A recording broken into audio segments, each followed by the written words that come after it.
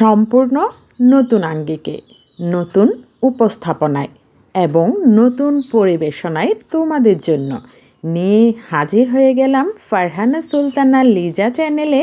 সকলকে স্বাগত জানাচ্ছি বন্ধুরা তোমাদের জন্য।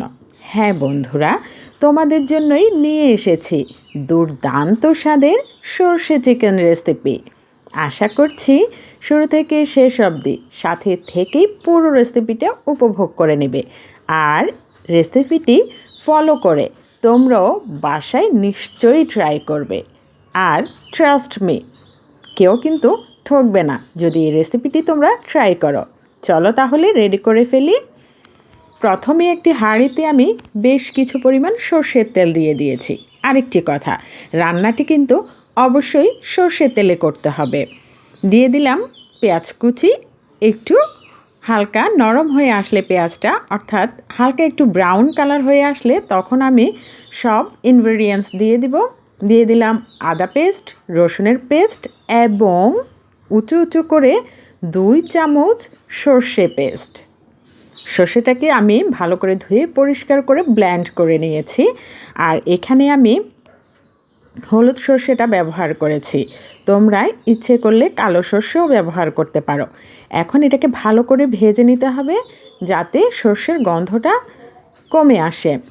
তো কিছুক্ষণ ভেজে নেওয়ার পর আমি একটু পানি দিয়ে দিলাম।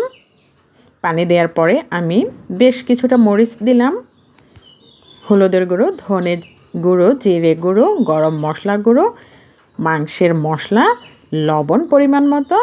আর এখন সবচাইতে গুরুত্বপূর্ণ কাজটা করতে হবে, সেটি হচ্ছে মশলাটাকে ভালো করে কষিয়ে নিতে হবে।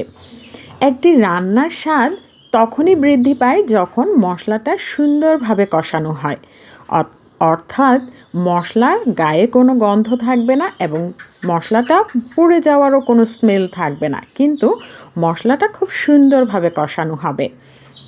তো উপরে তেল উঠে আসার পরে আমি এখন ধুয়ে পরিষ্কার করে রাখা মাংসের টুকরোগুলো দিয়ে দিলাম।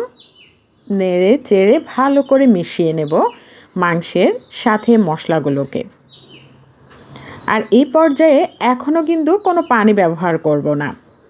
এইভাবে আমি মশলাটা সমেত চিকেনটাকে কষিয়ে নেব। দিয়ে দিচ্ছি একটা টমেটো কুচি। সুন্দর একটা কালার আসবে এই টমেটোর কারণে। মাংসের গায়ে থেকে কিছুটা পানি বের হয়ে এসেছে এবং আমি এখনও আবার উল্টে পাল্টে মাংসটাকে আবার ঢেকে দেব। এভাবেই কিন্তু কিছুক্ষণ পর পরেই আমি উল্টে পাল্টে মাংসটাকে কষিয়ে নেব। খেয়াল রাখতে হবে আমি যেহেতু কোনো পানি ব্যবহার করিনি, মাংসটা তলানিতে যাতে লেগে না যায় কিছুক্ষণ পর পর, তাই আমি উল্টে পাল্টে দিব। এই পর্যায়ে অর্থাৎ এই মুহূর্তে যারা আমার ভিডিওটি দেখছো, আমার সেই সকল আপু ভাইয়াদেরকে বলছি, please like, comment, share and subscribe করতে কিন্তু ভুলো না তোমরা। আশা করছি সাথেই থাকবে। তো মাংসটা কষানোর এই পর্যায়ে আমি কিছু আলু অ্যাড করে দিলাম।